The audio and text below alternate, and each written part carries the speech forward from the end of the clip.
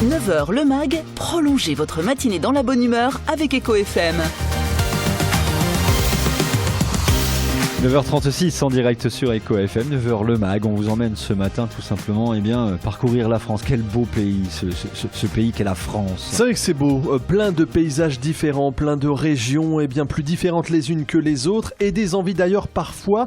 On va faire un petit retour en arrière ce matin, Didier. Souvenez-vous, le confinement, le soleil qui brillait tout le temps. La belle époque. On avait eu un mois de mars, oui. Mais alors resplendissant. Incroyable. On était payés à rester à la maison. Oh oui. Le quoi qu'il en coûte, on s'en... L'argent coulé. Mais bien sûr, quelle belle époque que cette période Covid. On est un peu loin de tout ça, on va prendre un angle un peu spécial. On va juste ouvrir une parenthèse quand même, je vous coupe, mais bon, pensez à toutes celles et tous ceux qui ont perdu la vie. Exactement, et surtout à leurs proches évidemment. Alors, Quentin, ce matin, est avec nous. Quentin, c'est un jeune auteur originaire de Fourmies qui a publié un livre en auto-édition qui s'appelle Un tour en France, partie 1, les bords de mer.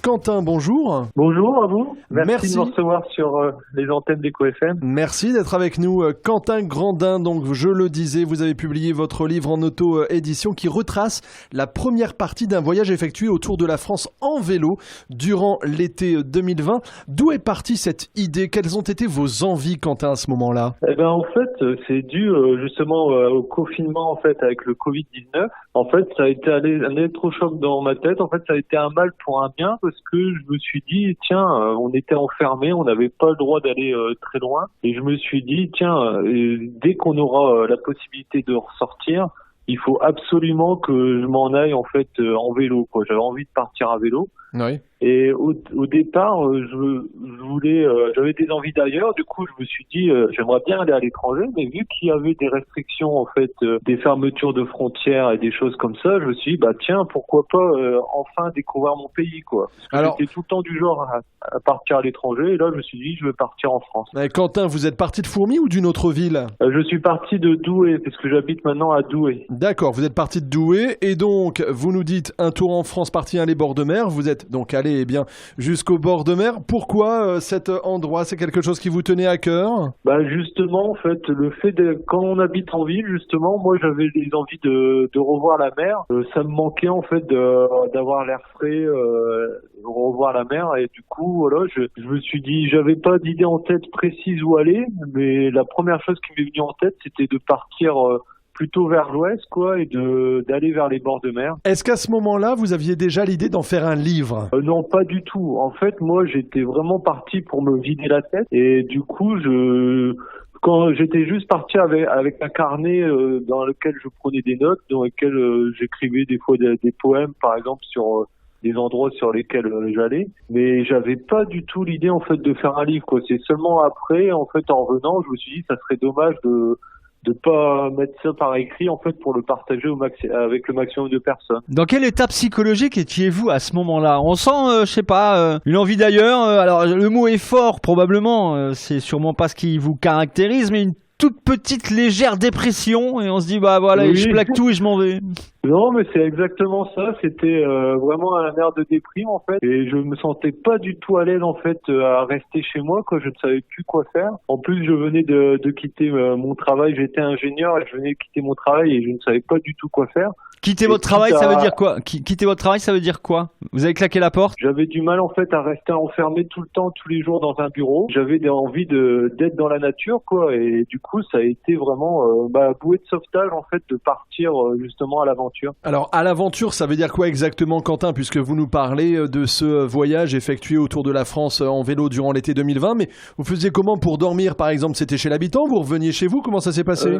Non, moi j'étais parti du coup avec mon vélo, un sac à dos et une tente. Ah ouais. Et je dormais la plupart du temps dans la nature et parfois en camping. Et ça m'est arrivé aussi de dormir quelques fois chez l'habitant aussi. Qu'est-ce qui a été le plus dur? Est-ce qu'à un moment donné, dans ce périple, vous êtes dit bon allez c'est bon, j'en ai assez, je rentre? La première fois que j'ai eu cette idée de rentrer, c'était quand j'étais arrivé jusqu'à Lourdes. C'est justement ce que je retrace dans la première partie de ce livre. C'est mon voyage jusqu'à Lourdes. En fait, quand je suis arrivé à Lourdes, je me suis dit, peut-être que j'avais fait ce que j'avais à faire. Parce que justement, avant de partir, j'avais été à une messe, sans raison particulière. Et justement, le prêtre, en question, avait dit tiens pour cette année vu qu'il y a le Covid le pèlerinage était annulé et en fait c'est une idée qui m'est restée en fait dans la tête pendant tout le chemin et quand je suis arrivé à Lourdes je me suis dit tiens peut-être que j'avais fini de faire ce que j'avais à faire et qu'il était temps de rentrer. Mais il y a un petit côté pèlerinage alors du coup. Oui finalement il y a un petit côté pèlerinage quoi à vélo. C'était voilà une quête peut-être une quête spirituelle aussi quoi le fait de demander qu'est-ce qu'on devait faire quel était notre rôle en fait dans le monde et pour ça moi mon rôle je me suis dit bah tiens là c'était peut-être d'aller à la rencontre des gens le long de la route justement et j'allais à la rencontre aussi des gens qui étaient un peu laissés de côté justement les sans-abri etc et c'est des personnes qui m'ont poussé en fait finalement à chaque fois à continuer et justement quand je suis arrivé à Lourdes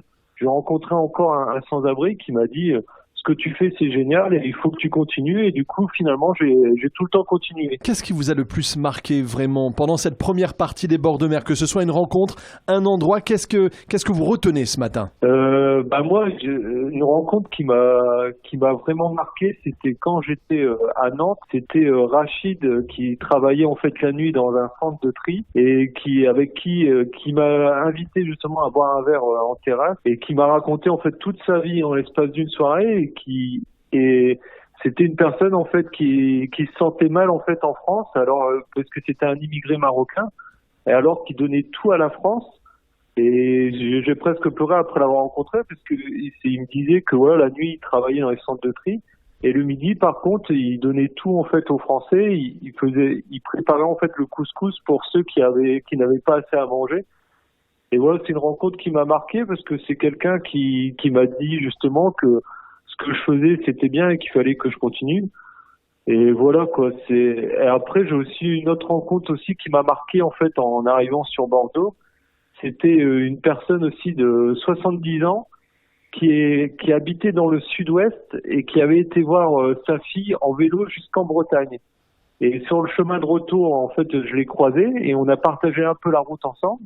Et c'est qu'est-ce que je me suis dit? Je me suis dit, en fait, en France, il y a des personnes qui se dépassent vraiment, même à 70 ans, et j'aimerais être comme lui, en fait, plus tard, quoi. Ouais, exactement. Combien de kilomètres parcourus au total, Quentin? Alors, au total, c'est près de 4000 kilomètres parcourus. Et je faisais tous les jours, je prenais mon temps entre 50 et 70 kilomètres justement pour prendre le temps de découvrir tous les paysages, les villages, etc. Bon allez Quentin, quelques questions très pratiques. Déjà, est-ce que vous faisiez du vélo avant de faire ce petit tour? Je faisais du vélo, mais juste pour le loisir, en fait. Je faisais des petites balades de peut-être 20 km, quoi, mais pas de façon sportive, quoi. C'était vraiment qu'un loisir. D'accord. Alors, on a eu mal, parce que généralement, quand on fait du vélo, il y a un mal qui arrive très vite. C'est quand même le mal, entre guillemets, aux pépettes. Oui. Bah, justement, moi, ce que je faisais, en fait, c'est pour me prémunir de ce mal-là, c'est que je faisais 1 heure de vélo et après, je prenais tout le temps une pause, où je m'allongeais dans l'herbe justement, où je profitais de l'instant. Et ça, justement, le fait de faire des pauses régulièrement, toutes les heures, et de prendre son temps, finalement, bah, le mal aux pépettes qu'on dit, bah, justement, il passait, quoi.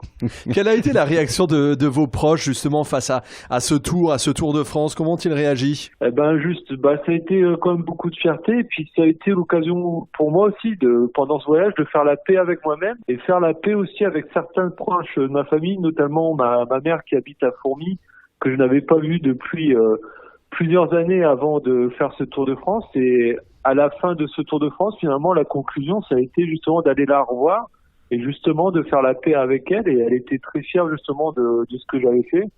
Et voilà. On sent quand même, Quentin, que cette décision de partir, c'est aussi et avant tout probablement pour soigner tout ce qui tourne autour de vous, arranger tout ce qui tourne autour de vous, quoi. C'est ça, ouais. Justement, c'était retrouver la paix. Et c'est pour ça que je dis c'est aussi une quête spirituelle, c'est faire la paix avec soi-même et la paix aussi avec le monde, quoi. Vous auriez pas pu retrouver cette paix-là juste en allant voir les gens juste à côté de chez vous? Non, bah en fait, j'avais besoin vraiment de partir de chez moi, quoi, de découvrir d'autres endroits, quoi. Allez, deux Et mots, du coup- Quentin, deux mots pour nous donner envie. Déjà, où trouve-t-on ce livre? Et puis, donnez-nous envie en deux mots, eh bien, de l'acheter. Si vous voulez trouver ce livre, vous pouvez l'avoir sur internet, sur lulu.com. Il est disponible en livre physique, mais aussi gratuitement en PDF, justement pour donner l'accès au maximum de personnes. Et si vous voulez l'avoir aussi régionalement, vous pouvez l'avoir aussi à la Fabrique à rêves à Fourmi, justement. Il y a quelques exemplaires de disponibles. Et si je dois donner deux mots pour donner l'envie de l'acheter, c'est justement si vous avez envie de vous évader un peu et que vous n'avez pas l'occasion, justement, avec votre travail, de partir à l'aventure, partez à l'aventure avec moi, en fait, en lisant ce livre. Vous étiez ingénieur de profession, mais dans quelle branche? J'étais ingénieur en informatique, justement, et j'étais D'accord. tout le temps devant les écrans. Ouais. Oui. Ouais, donc un besoin de déconnexion aussi, on l'aura compris, dans tous les sens du terme. Un tour en France, partie 1, les bords de mer. Quentin Grandin, originaire de Fourmi, qui vit aujourd'hui à Douai. On vous mettra, vous qui nous écoutez, tous les liens pour accéder et lire cet ouvrage qui en appelle d'autres. Apparemment, il y aura 3 parties, c'est ça, Quentin? C'est bien ça, oui. Merci d'avoir été avec nous ce matin sur Eco FM et à bientôt. Merci à vous. Au revoir. Au revoir.